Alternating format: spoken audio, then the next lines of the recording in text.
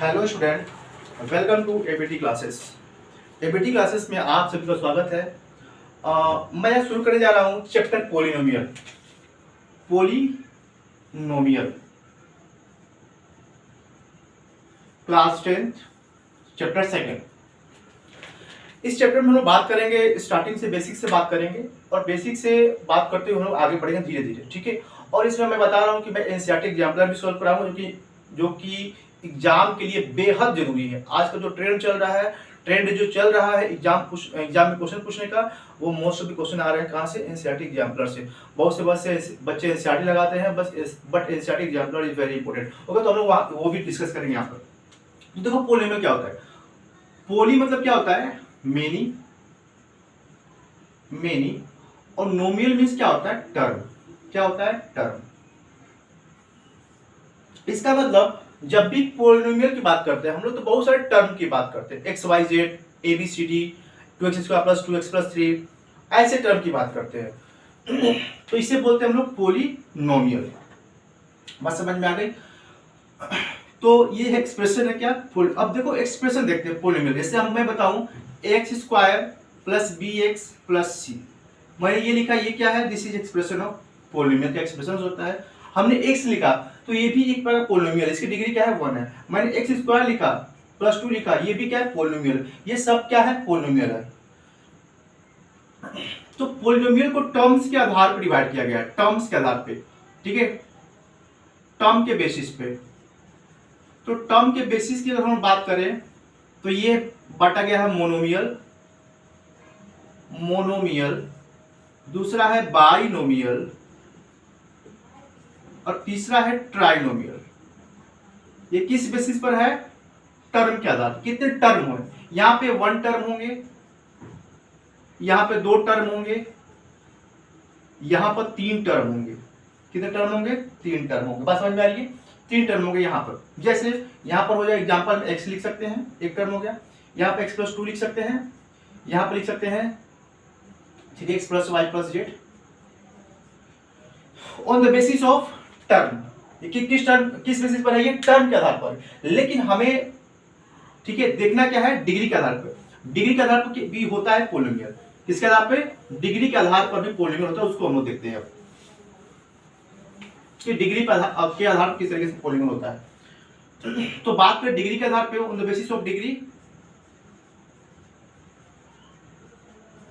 Of degree, degree के आधार पर polynomial. पहला होता है लीनियर पोलिनोमियल, दूसरा है क्वाड्रेटिक पोलिनोमियल,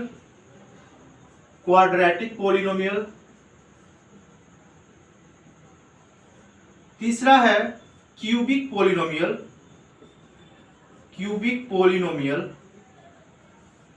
और चौथा है by quadratic polynomial. Linear polynomial में यहां पर एक डिग्री होता है। जैसे कि मैं x का पावर 1 लिख दूं, x का पावर 1 लिखूं या ना लिखूं कोई मतलब नहीं है। This is linear polynomial. और मैं लिख सकता हूं x + 2, this is also a linear polynomial.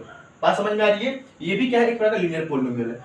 मैं बात करूं क्वाड्रेटिक की, तो यहां पर क्वाड्रेटिक में किसी भी टर्म में एक पावर 2 जरूर होना चाहिए, है ना? 2 डिग्री होना चाहिए। x का पावर 2 + x, आगे कुछ भी लिख सकते हो, कोई दिक्कत नहीं है। लेकिन यहां पर क्या होना चाहिए? पावर 2 होना चाहिए। तीसरे में देखो यहां पर क्यूबिक होना चाहिए। हो गया ये, ठीक है। ये क्यूबिक पोलिनोमियल है। नेक्स्ट है बाई क्वाड्रेटिक में हम लोग बात करते हैं x का पावर 4 होना चाहिए, ठीक है। तो ये बेसिस क्या है? डिग्री।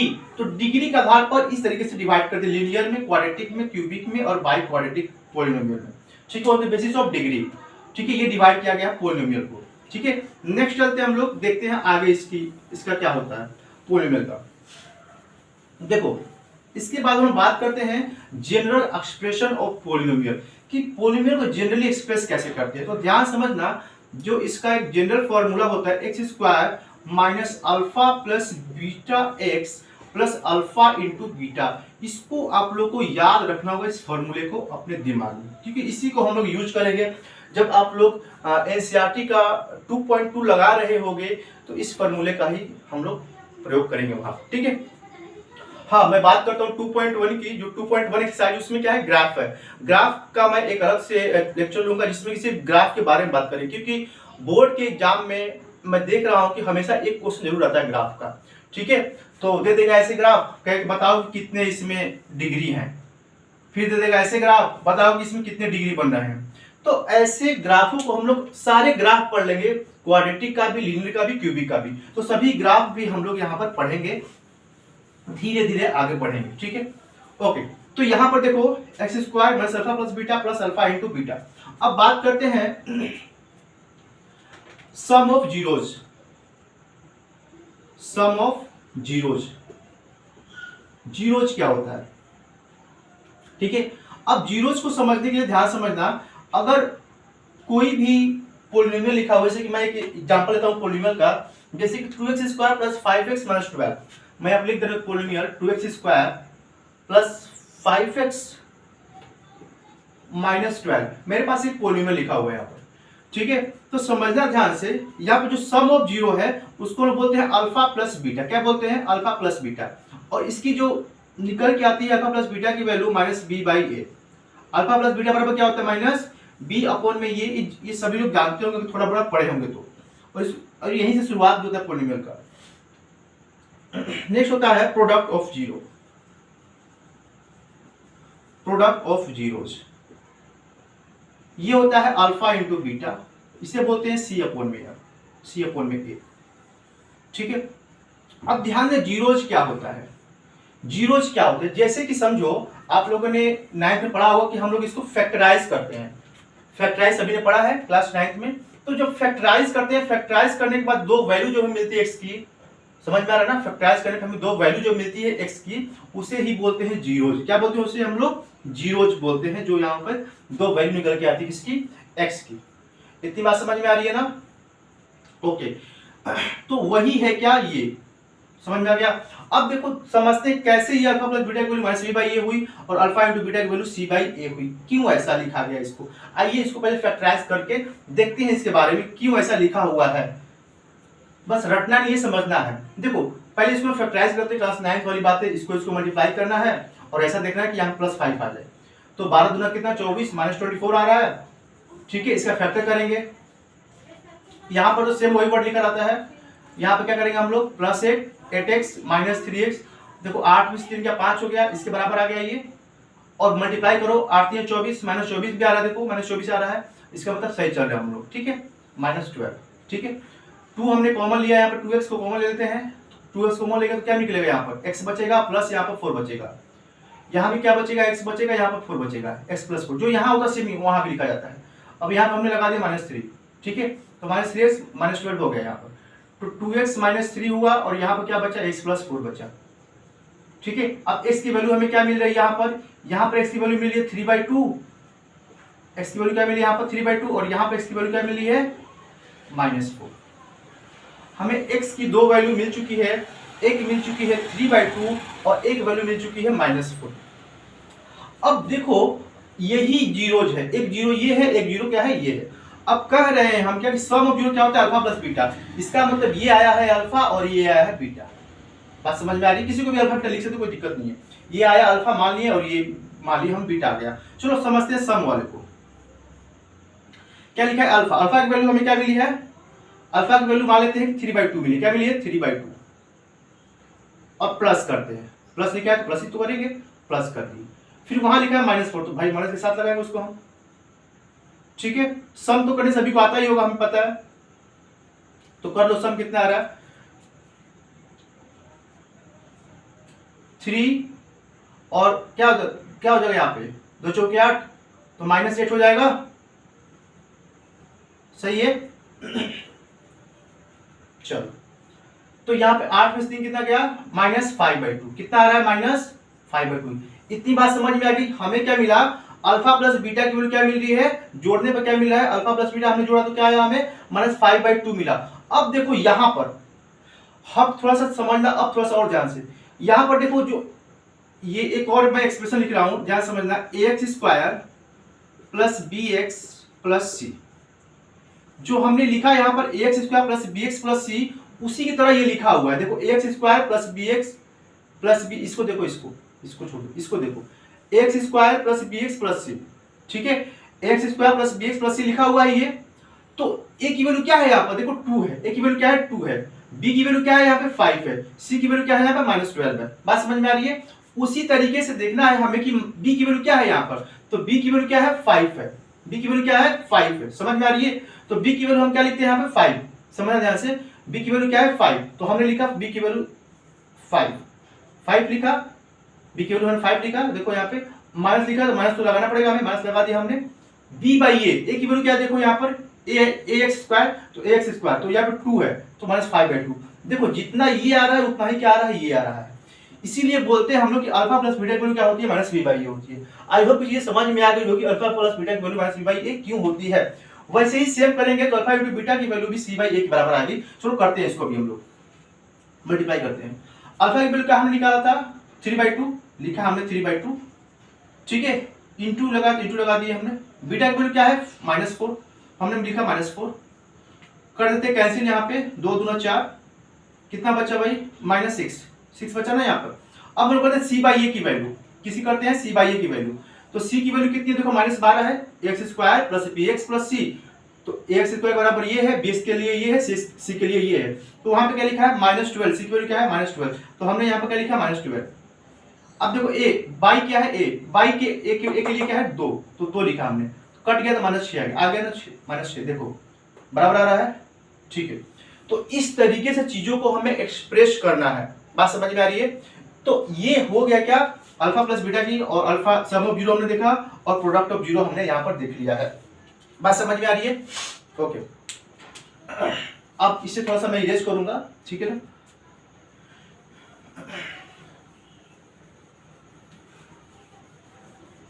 कोई भी डाउट हो तो आप लोग कमेंट बॉक्स में कुछ बातें हमें बता सकते हैं, ठीक है, कि क्या समस्या और आ रही है, ठीक है। अगर पॉलिनोमियल में कोई डाउट हो तो आप लोग जरूर कमेंट बॉक्स में बताएंगे।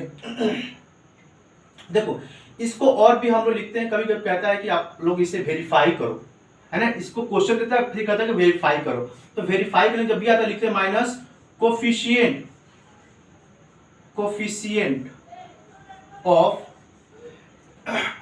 देखो b क्या है, ये b x के साथ है, b किसके साथ है, x के साथ है, तो लिखते हैं माइनस कोफिशिएंट ऑफ x, और a किसके साथ है, x, a किसके साथ, x स्क्वायर के साथ, देखिए नीचे में coefficient of x square, coefficient of x square. समझ में आ रही है बात मेरी ना? कोफिशिएंट किसे कहते हैं, समझो ध्यान से। कोफिशिएंट जैसे कि यहाँ पर मैं लिखा हूं टर्म, हमारा क्या था क्वेश्चन में,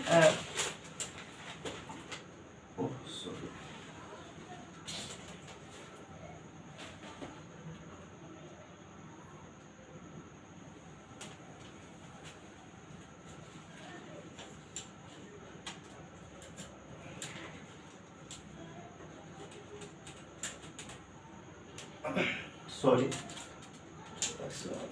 कुछ गिर गया है बच्चा, इसके लिए बहुत बहुत सॉरी। क्लास में कोई डिस्टर्बेंस हुई हो तो क्या बोलेगा, सब आराम से रहो, ठीक है। ओके, अब देखो तो ये लिखा है coefficient of x upon coefficient of x square, ठीक है। तो कोफिशिएंट ऑफ x देखो यहाँ पर क्या है, ये x का कोफिशिएंट क्या है b, तो मैं बता रहा था कि क्वेश्चन क्या था हमारा 2x स्क्वायर और था प्लस 5x - 12, वही क्वेश्चन हम लोग ले रहे हैं प्लस 5x - 12। तो देखो यहाँ पर x स्क्वायर कोफिशिएंट क्या है 2 है, x का कोफिशिएंट क्या है 5 है, समझ में, इससे बोलते हैं कोफिशिएंट, मतलब कि जो वेरिएबल्स के साथ जो लगा हुआ जो कांस्टेंट टर्म है उसको हम बोलते हैं कोफिशिएंट बोलते हैं, ठीक है। तो इसके लिए क्या एक्सप्रेशन बनेगा हमारा, coefficient of x upon coefficient of x square. अब c/a के लिए क्या बनेगा, c/a के लिए क्या बनेगा यहां बनता है कांस्टेंट टर्म, c क्या है, कांस्टेंट टर्म है, समझ में आ रहा है ना भाई, ये देखो c क्या है, ये कांस्टेंट टर्म है, यहाँ पे देखो कांस्टेंट टर्म है, तो कांस्टेंट टर्म a की वैल्यू क्या है, coefficient of x square, coefficient of x square, ठीक है, कोफिशिएंट ऑफ एक्स स्क्वायर। तो यहाँ पर जब भी कहीं वेरीफाई करो इसको, तो वेरीफाई करना हो तो आपको alpha plus beta equal to coefficient of X upon coefficient of x square लिखोगे तो ये माइनस v बाई ए के बराबर आ जाएगा। और फिर आप लिखोगे अल्फा इंटू बीटा के लिए कांस्टेंट तरफ अपने कोफिशिएंट ऑफ एक्स स्क्वायर लिखोगे तो c बाई ए के बराबर आ जाएगा। बात समझ में आ रही है? इसीलिए इसको लिखा जा रहा है, और ये आपको लिखना जरूरी है जब आपको लिखा होगा क्वेश्चन में कि वेरीफाई करना है तब। बात समझ में आ रही है? तो ये रहा जनरल डिस्कशन किसका, पॉलिनोमियल्स का। ठीक है, चलो एक क्वेश्चन लेते हैं हम लोग और उसको देखते हैं। पहले मैं इसे इरेज कर देता हूं।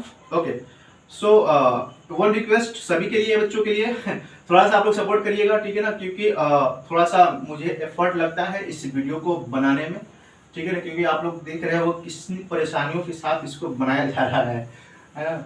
ऊपर से कुछ गिर रहा है, कभी नीचे से गिर रहा है कुछ, तो थोड़ी सी दिक्कत है। ओके, क्वेश्चन मैं देख रहा हूँ यहाँ पर लिखा हुआ है 6x square minus 3 minus 7x, और ये सीबीएसई में पूछा जा चुका है क्वेश्चन। ठीक है, क्वेश्चन क्या है, 6x स्क्वायर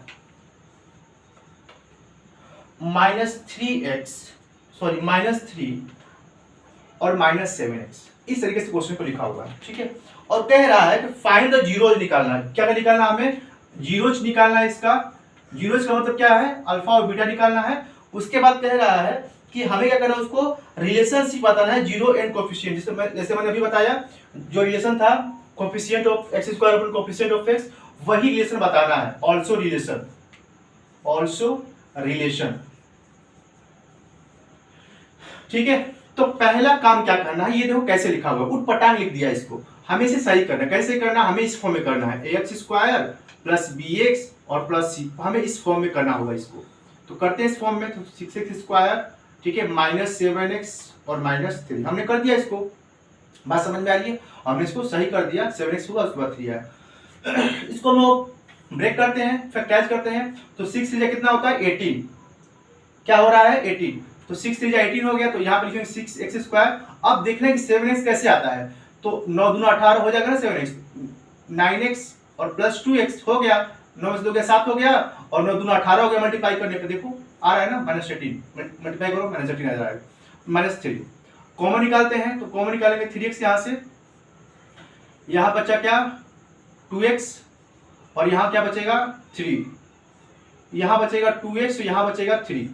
ठीक है, तो यहाँ पर हम क्या करेंगे 1, क्योंकि 1 होगा तभी तो बराबर हो पाएगा। तो हमें क्या मिला 2x माइनस 3 और 3x प्लस 1। x की वैल्यू क्या आ रही है 3/2, और x की वैल्यू क्या आ रही है माइनस 1/3। हमें ये दो जीरोज मिल गए x के, मतलब कह सकते हैं कि ये मिल गया अल्फा और ये मिल गया बीटा। समझ में आ रही सभी को? तो हमने तो जीरो तो फाइंड कर लिया, ये क्वेश्चन बन गया, दो जीरो हमारे निकल गए। अब हमें इसको वेरीफाई करना है। क्या करना है, वेरीफाई करना है रिलेशन को। रिलेशन क्या है हमारा, रिलेशन क्या है हमारा, रिलेशन है कि अल्फा प्लस बीटा बराबर coefficient of x, coefficient of sorry minus था, minus coefficient of x square, coefficient of x upon में कोफिशिएंट ऑफ एक्स स्क्वायर। देखो कभी भी इसमें डाउट हो ना कि कोफिशिएंट ऑफ एक्स स्क्वायर होगा या एक्स होगा, तो समझना कि अल्फा प्लस बीटा की वैल्यू क्या होती है माइनस बी बाई ए। क्या होती है माइनस बी बाई ए, समझना है माइनस। तो माइनस बी के साथ क्या है, बी के साथ क्या है यहाँ पर एक्स है, एक्स स्क्वायर नहीं है, तो ऐसे डाउट क्लियर हो जाएगा। समझ में आ रही है? समझ में बी स्क्वायर लिखा था, फिर मैं नहीं नहीं यहाँ तो एक्स होना चाहिए क्योंकि यहाँ माइनस बी बाई है, तो बी के लिए क्या होना चाहिए, ये बात समझ में आ रही।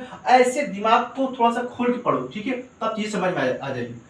और नीचे क्या है बी बाई ए के लिए क्या आ रहा है एक्स स्क्वायर, तो समझ में आ रहा है। ए के लिए क्या आ रहा है अल्फा प्लस बीटा क्या होता है, मैं बताया था माइनस बी बाई ए होता है, लिख देता हूँ यहाँ पर, देखो माइनस बी बाई ए।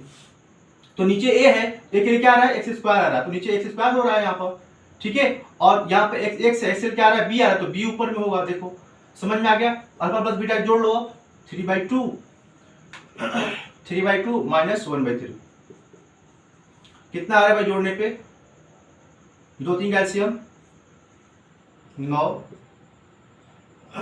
2 कितना आया 7/6 7/6 आ रहा है, ठीक है। तो इस इक्वेट करके लिख देंगे कि 7/6। अब 7/6 को प्रूफ करना है। देखो कोफिशिएंट ऑफ एक्स लिखो, देखो यहाँ पे ये है कोफिशिएंट ऑफ एक्स, मतलब कि यहाँ से लिखेंगे हम, इसका कोफिशिएंट क्या है -7 है, तो देखो -7, ठीक है। -7, ठीक है, और कोफिशिएंट ऑफ क्या हो -7 और नीचे क्या आ रहा है ए की वैल्यू क्या है 6 है, दिख रहा है 6, ठीक है। तो 7/6 यहाँ पर क्या आ चुका है, आंसर मिल चुका है, ठीक है। तो इस तरीके से चीज़ों को हम लोग कर सकते हैं, ठीक है। यहाँ पे देखो -7 था, ठीक है ना, देख लो यहाँ पे माइनस ऑलरेडी लगा, इसको ध्यान रखना है, ये अपने आप -7 हो जाएगा, ठीक है ना। तो इसमें परेशान मत हो जाना कि कैसे हो गया, प्लस कैसे हो गया, क्योंकि यहाँ पे देखो -7 है, तो -7 जब लिखेंगे यहाँ पर हम लोग तो माइनस यहाँ भी तो है, तो माइनस माइनस क्या हो जाएगा प्लस, इसलिए मैंने यहाँ को हटा दिया था प्लस को, ठीक है ना। तो परेशान मत हो जाना क्यों सर ने हटा दिया, क्योंकि यहाँ पर -7 आ रहा है बी के साथ, है ना। तो यहाँ पे हमने एक्स का कोफिशिएंट ये लिखा और माइनस ऑलरेडी यहाँ पे, तो माइनस प्लस हो जाता है, ठीक है। 7/6 यहाँ पर आ रहा है, बात समझ में आ गई। तो इस तरीके से आप लोग इसको दिखा सकते हो कि 7/6 यहाँ भी आ रहा है और 7/6 क्या आ रहा है, यहाँ भी आ रहा है। अल्फा इंटू बीटा की वैल्यू वही हम लोग चेक करते हैं C/A लिख करके, C/A, तो C की वैल्यू क्या हमें मिल रही है, C की वैल्यू क्या है यहाँ पर 3 है, ठीक है, क्या है 3 है। तो अब इसको लिखते हैं C/A क्या लिखते हैं, कांस्टेंट टर्म, C क्या है कांस्टेंट टर्म है ना, कांस्टेंट टर्म, और A क्या है कोफिशिएंट ऑफ एक्स स्क्वायर है, कोफिशिएंट ऑफ एक्स स्क्वायर है। अब चलो कर लेते हैं वेरीफाई क्या आ रहा है कि नहीं आ रहा है। अल्फा इंटू बीटा, अल्फा किधर है भाई हमारा 3/2 है, बीटा क्या है हमारा -1/3 है, मल्टीप्लाई कर लो, 3 से कट गया, ठीक है, तो कितना होता है -1/2 बचा, ठीक है। अब सी क्या है कांस्टेंट टर्म है, तो सी की वैल्यू क्या आ रही है, देखो यहाँ पे -3, तो हमने क्या लिखा -3, एक्स स्क्वायर की वैल्यू क्या है भाई यहाँ पर, एक्स स्क्वायर के साथ क्या है 6 है, तो 6 लिखा हमने, कट गया -1/2, देख रहे हो किस तरीके से लिख सकते हो फिर यहाँ पे कि कांस्टेंट टर्म अपॉन में coefficient of x square, coefficient of x square. तो इस तरीके से आप चीजों को एक्सप्रेस कर सकते हो। ओके, तो कल हम लोग पढ़ेंगे एक्सरसाइज 2.2, जितने भी क्वेश्चन होंगे एनसीईआरटी के, उसके बाद और जितने भी क्वेश्चन होंगे एनसीईआरटी एग्जाम्पलर के, वो भी हम लोग कल करेंगे। तो आज के लिए इतना ही, थैंक्स फॉर लिसनिंग एंड जय हिंद।